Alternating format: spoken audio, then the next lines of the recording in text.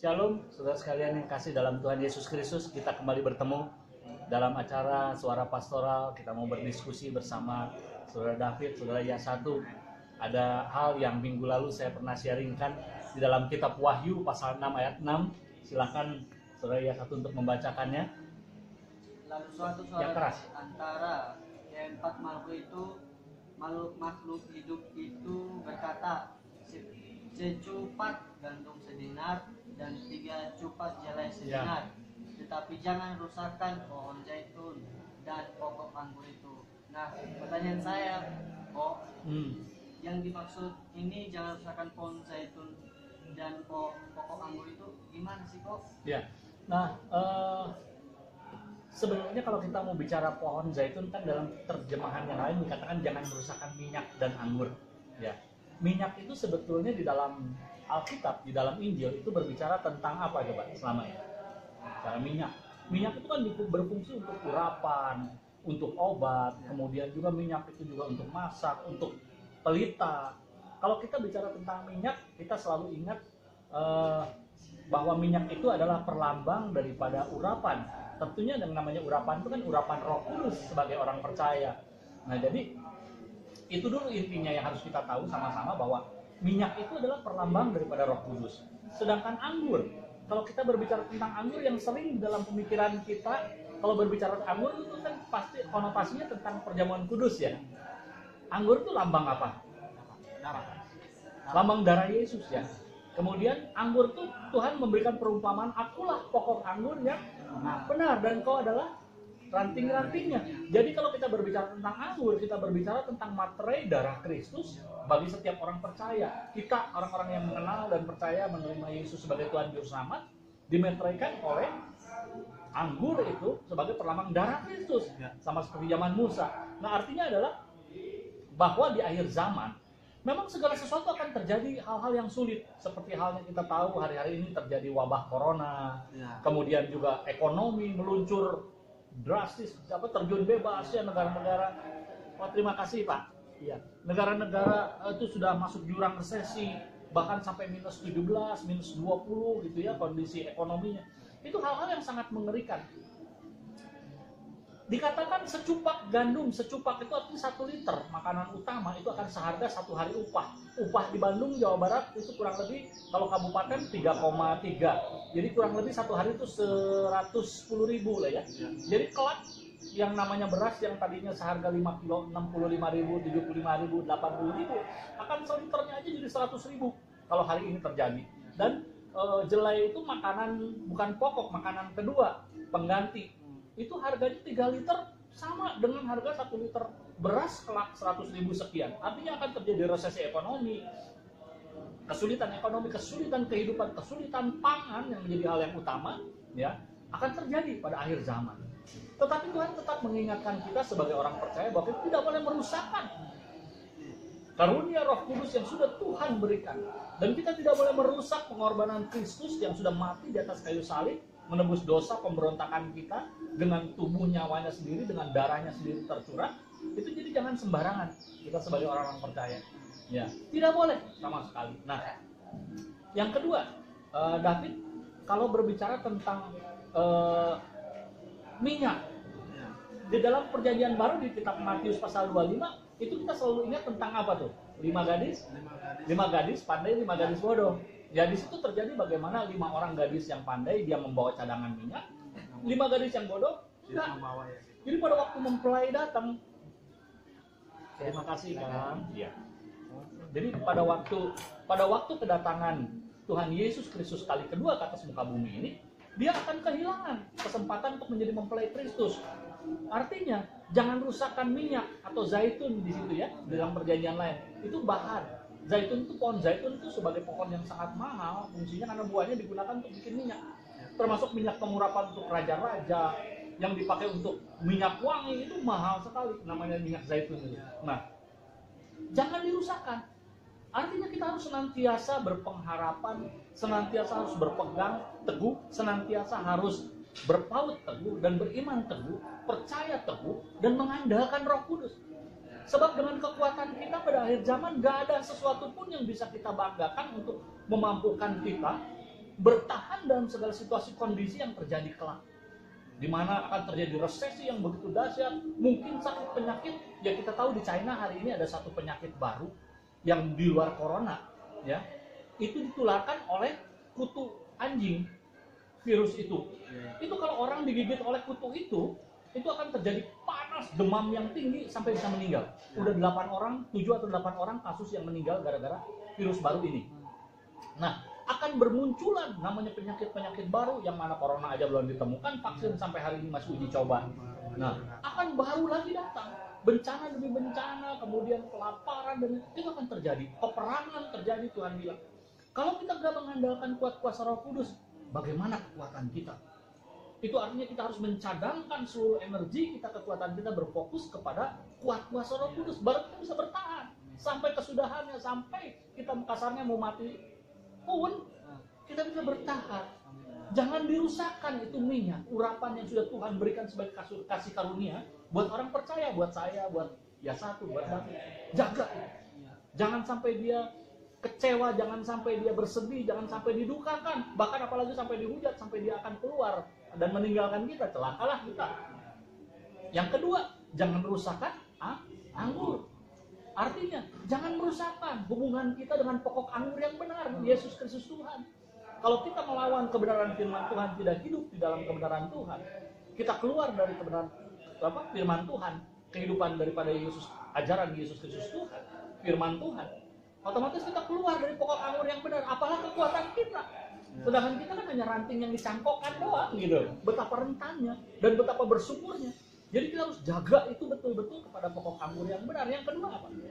Pada waktu David dia belum lama dibaptis, terima Yesus, dimeteraikan oleh darah Yesus sebagai orang percaya, anak Tuhan, diselamatkan.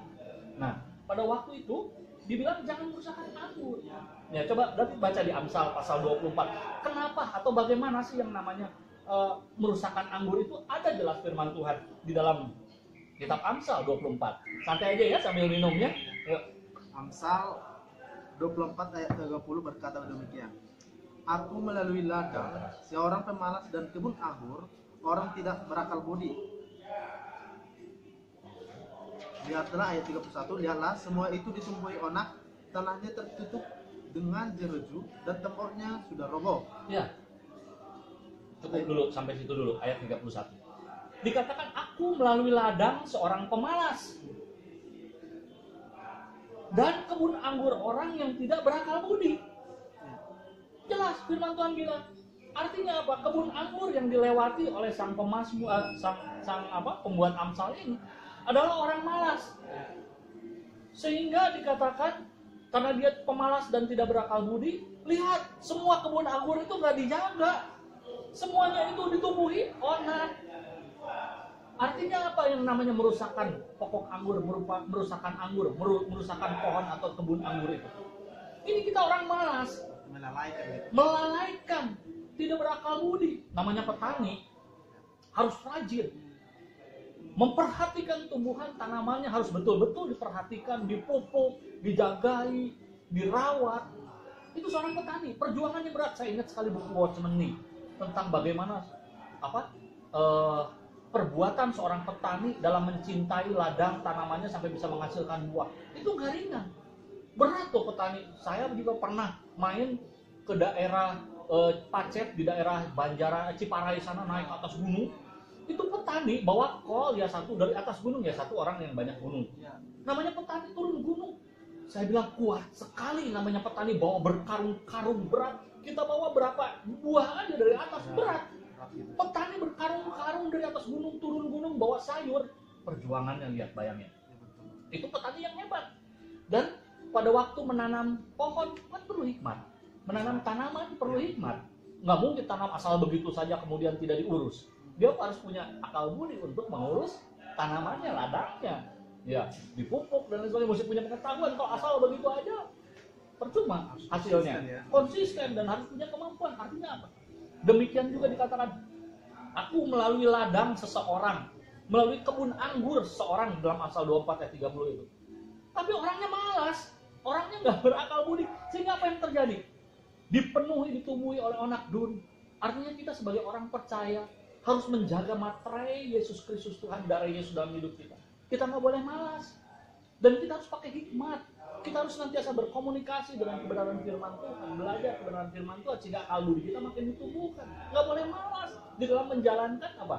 Ibadah kita, persekutuan dengan orang percaya, persekutuan pribadi dengan Tuhan, di dalam doa kita, di dalam puasa kita, di dalam kehidupan sehari-hari kita, di dalam usaha pekerjaan, kehidupan rumah tangga, atau sektor apapun yang dipercayakan Tuhan buat ya satu, buat David, buat saya. Harus benar-benar kita rajin.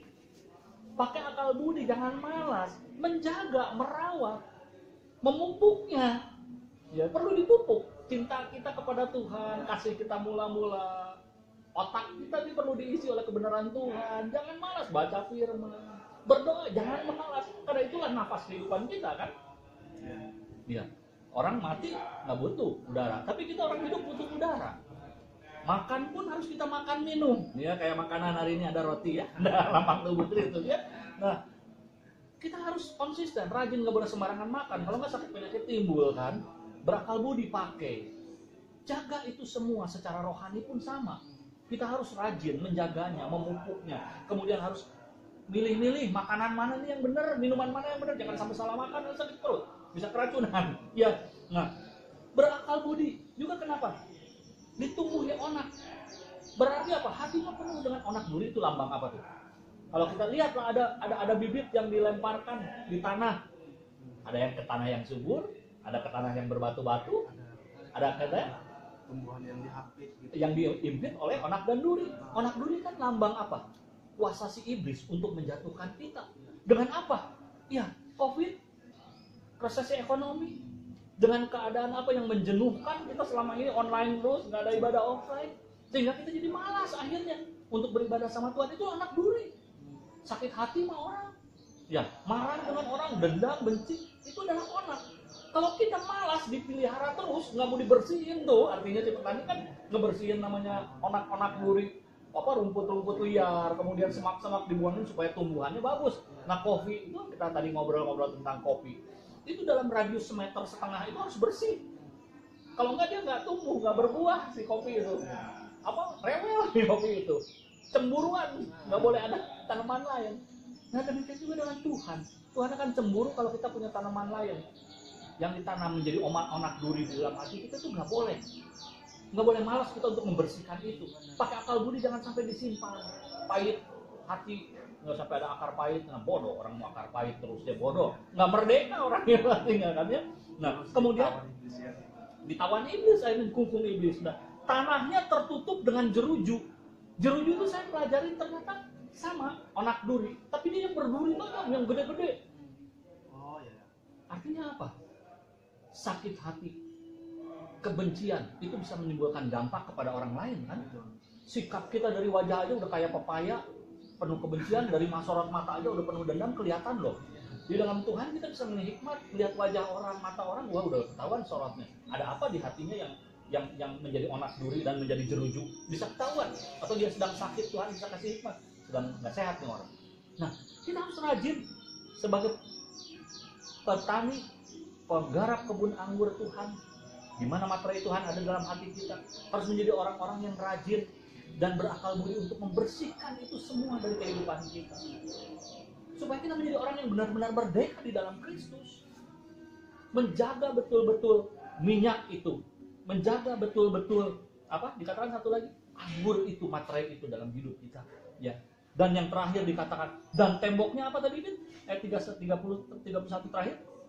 Dan temboknya Ayat 31. Ya, terakhir.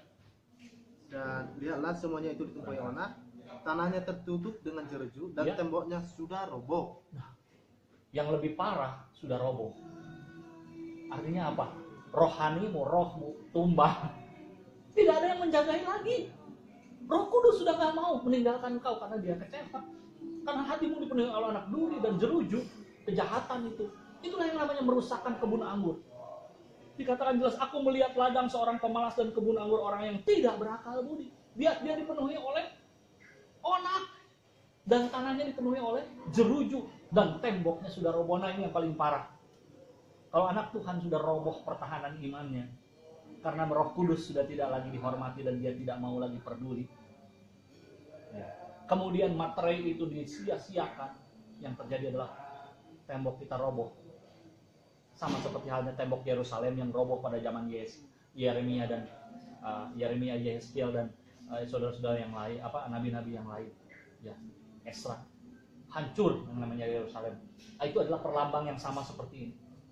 Bahwa rohani kita rontok, tumbang, apalagi yang kita bisa pertahankan. Dan pada akhirnya kita akan meninggalkan Tuhan tentunya. Dan kita akan terhilang selama-lamanya. Jangan sampai. Oleh karena itu firman Tuhan dalam Wahyu 6 ayat 6 jelas. Jaga minyak itu. Jaga anggur itu. Betul-betul. Sampai akhir zaman. Terpelihara. Itu yang dimaksud dengan Wahyu 6 ayat 6. Jadi bersyukur siang hari ini kita bisa ketemu, bisa jelas apa yang Tuhan mau. Jaga betul-betul kebun anggur itu supaya jangan tembok iman kita, rohani kita roboh. Jangan sampai rontok. Ya. Saya rindu ya satu David sampai akhir hari nanti, termasuk saya sampai akhir garis nanti ketemu Tuhan, kita tetap disambut Tuhan menjadi hai hamba, sabar saya hamba yang setia. Yang baik dan setia itu yang menjadi tujuan hidup kita. Mari kita sama-sama jaga tembok itu jangan sampai roboh. Jaga kebun anggur itu, jaga anggur itu, jaga minyak itu supaya nama Tuhan dipermuliakan dan iman kita tetap teguh di dalam Tuhan. Ada lagi yang kita mau sama-sama? Aku ada pertanyaan, Ya. Pak. Om, gini kan sebagai anak muda kan, biasanya kan anak muda itu lalai untuk menjaga sebuah kekudusan gitu. Bahkan seorang anak muda biasanya tidak tahu apa sih panggilan dia dalam hidupnya, apa sih yang menjadi panggilan Tuhan dalam kehidupan nyatanya gitu. Sehingga banyak orang yang walaupun dia gereja ataupun ibadah atau segala macamnya, tapi dia sebenarnya intinya dia tidak kosong gitu. Gimana sih agar orang-orang kita dapat kita rangkul, dapat kita pupuk kembali agar bertumbuh gitu. Ya. Ini suatu hal, pertanyaan yang baik yang memang sering terjadi dan banyak terjadi hari-hari ini. Apalagi dengan situasi yang saya akuin sangat sulit. Orang mau cari kerja sekarang susah. Mau memulai usaha kalau memang bukan bidangnya pun orang cukup ngeri hari-hari ini ya. Nah, apa yang David sampaikan tadi memang adalah menjadi kendala yang terjadi yang sangat manusiawi hari-hari ini terjadi. Apalagi di kalangan anak muda ya. Anak muda di mana dia masanya bersemangat, bergejolak, kemudian hari-hari ini menemui kenyataan bahwa tidak sesuai dengan apa yang menjadi cita-cita dan harapannya, dan kenyataan yang terjadi bahkan mungkin menyesalkan, dan tidak sedikit orang yang frustrasi dengan keadaan seperti ini. Kita ingat beberapa waktu yang lalu ada orang yang COVID, saking gak kuatnya dia lompat kan dari gedung lantai 2 atau lantai 3 di rumah sakit pada waktu diisolasi. Nah itu yang terjadi kenyataan, dan kita nggak bisa pungkiri dan tidak bisa menutup mata bahwa hal ini terjadi dan pasti terjadi. Nah disinilah memang penyaringan Tuhan, cara Tuhan, rencana Tuhan. Bersyukur David ya satu dipanggil Tuhan untuk memenuhi panggilan Tuhan secara penuh ya. Itu nggak sembarang orang bisa terima karunia itu, dan juga orang yang sudah di dalam juga belum tentu bisa bertahan, bisa lolos, bisa selesai dari sana, dan dari kawah candra dibukanya sekolah iman, sekolah rohani, bisa lolos. Itu juga suatu anugerah, karena nggak setiap orang, semua orang bisa lolos. Lolos pun sama, motivasinya apakah cari duit atau benar-benar menjadi seorang hamba. Itu harus lolos juga dari situ. Itu nggak mudah ya, mengalami kenyataan ternyata hidup hari ini seperti ini ya, bisa makan saja sudah puji Tuhan. Dan saya bersyukur bahwa pemeliharaan Tuhan buat kita semua sempurna. Kita nggak ada yang kelaparan, walaupun ya ala kadarnya, tapi kita tetap menikmati apa yang menjadi bagian kita. Itu mujizat Tuhan loh buat kita. Dan banyak kaum muda, kalangan muda, tidak menutup kemungkinan juga orang dewasa, orang tua yang punya masalah yang sama seperti yang David bilang, kosong, ya, kering, tidak merasakan hadirat Tuhan. Ya memang yang paling utama yang harus kita lakukan adalah merangkul, menyadarkan secara psikologis dulu lah, secara logika, bahwa memang kita harus menghadapi kenyataan ini. Kalau kita tidak bisa menghadapi kenyataan, kita akan depresi. Kalau depresi bisa sampai orang banyak yang bunuh diri. Ya, kalau enggak jadi sakit penyakit, gitu, stroke dan lain sebagainya kan banyak. Ya, itu semua akibat orang kering dalam Tuhan. Itu resiko secara psikologis, secara psikis, kesehatan itu yang kita mesti kasih tahu dan ingatkan. kepada saudara-saudara semua yang dalam kondisi seperti itu. Nah, hal yang kedua adalah ya memang kita harus menyadari bahwa seperti firman Tuhan bilang, kita ini butuh Tuhan, butuh mengandalkan Tuhan. Caranya gimana? Ya dengan Roh Kudus, dengan materai Kristus. Itu satu-satunya cara, nggak ada cara lain. Kita harus lari kepada kuasa Tuhan, sebab nggak ada kemampuan yang namanya manusia. Apalagi kita mengandalkan orang. Tuhan bilang terkutuk mengandalkan orang, mengandalkan manusia. Nggak ada yang bisa diharapkan dari orang lain. Semuanya hanya karena kasih karunia, kemurahan, anugerah Allah. Dan keselamatan juga adalah suatu hal yang paling mulia yang harus kita miliki, yang menjadi kekuatan kita sampai akhir. Karena itulah yang membuat kita akan bertahan sepanjang umur hidup kita, dan kita akan tetap bersukacita di dalam Tuhan. Kenapa? Kita ini orang-orang merdeka. Kalau nggak merdeka kan sedih banget. Dia terkungkung ke dalam kekosongannya itu kan. Berarti dia mengasihani diri ke dalam semua segala sesuatunya. Nah, inilah yang namanya onak duri, dan kalau dia sudah sampai akar pahit jadi jeruju bisa bunuh diri atau sakit stroke, yang David bilang. Itu kita mau seperti itu kan? Nggak mau. Nah, itu yang mesti disadarkan kepada mereka, bahwa secara psikis, psikologi ya, secara fisik juga, secara kesehatan ilmu kedokteran maupun secara roh, manusia itu butuh ketiga-tiganya. Ya, tidak bisa salah satu hidup. Ya, orang yang penuh dengan rohani tetapi dia juga nggak mau bekerja, nggak mau menghasilkan segala sesuatu, bisa makan? Emang Tuhan kirim beras 1 kilo atau 1 karung bluk dari surga? Kan tidak. Kita juga harus berupaya melayani. Memang ada upahnya dari Tuhan, tapi kan kita kerja keras dalam pelayanan. Ya, termasuk mamanya yang bisa bertani, ya dia bertani, bisa mandiri, ya puji Tuhan.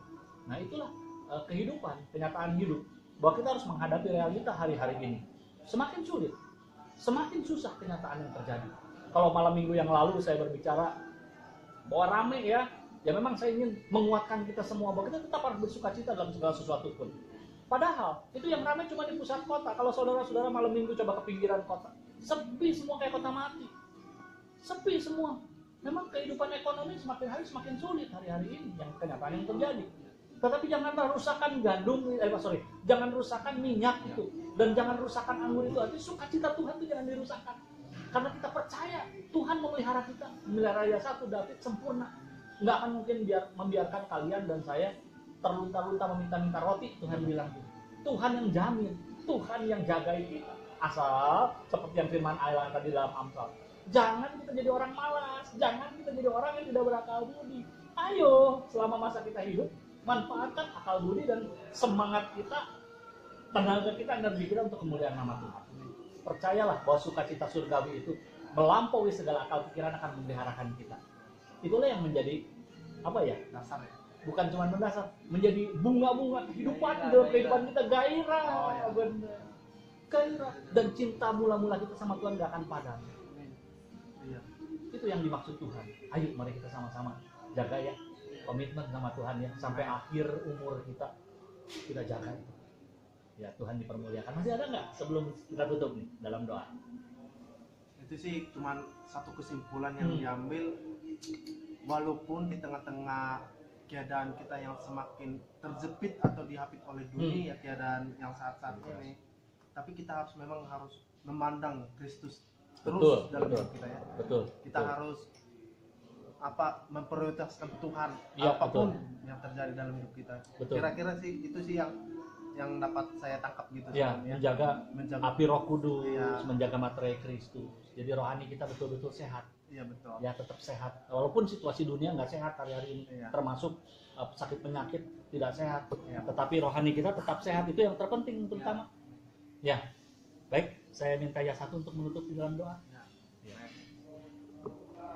Kita bersatu dalam doa. Terima kasih Tuhan Yesus, pada hari ini kami telah sharing akan Engkau, akan firman-Mu Tuhan Yesus. Terima kasih Tuhan untuk pembenaran firman-Mu Tuhan Yesus yang disampaikan oleh Tuhan Yesus untuk menjelaskan kepada kami bagaimana kami menjaga itu Tuhan Yesus, bagaimana kami menjaga pokok anggur itu dalam kehidupan kami Tuhan Yesus, bagaimana kami tidak mengecewakan Engkau dalam kondisi-kondisi COVID saat ini Tuhan Yesus, dalam kondisi-kondisi yang tidak memungkinkan saat ini Tuhan, tapi kami bersyukur Tuhan Yesus atas setiap kasih-Mu Tuhan Yesus kepada kami Tuhan Yesus. Kami sangat bersyukur Tuhan untuk menguatkan iman kami, untuk menguatkan kami ya Tuhan Yesus. Terima kasih Tuhan Yesus. Berkati hamba-Mu Kurud yang telah menyampaikan setiap penjelasan dari firman-Mu Tuhan Yesus. Kami sangat bersyukur. biarlah ini tertanam dalam hidup kami Tuhan Yesus. Biarlah hati kami menjadi tanah yang baik Tuhan Yesus, dan tumbuh dalam hidup kami Tuhan Yesus. Terima kasih Bapa, kami sangat bersyukur kepadamu. Berkati anakmu ini dan berkati temanku David Tuhan Yesus yang telah mendengarkan. Ya, biar menjadi terang bagi jalan kami Tuhan Yesus untuk menjalani hidup ini Tuhan Yesus. Terima kasih. Berkati juga teman-teman yang akan mendengarkan Tuhan Yesus. Biarlah menjadi berkat bagi mereka Tuhan Yesus. Dalam nama Tuhan Yesus kami selesai akan sharingmu Tuhan Yesus. Biarlah Engkau yang bekerja saat ini Tuhan Yesus. Dalam nama Tuhan Yesus. Haleluya. Amin. Amin. Tuhan memberkati ya. Haleluya.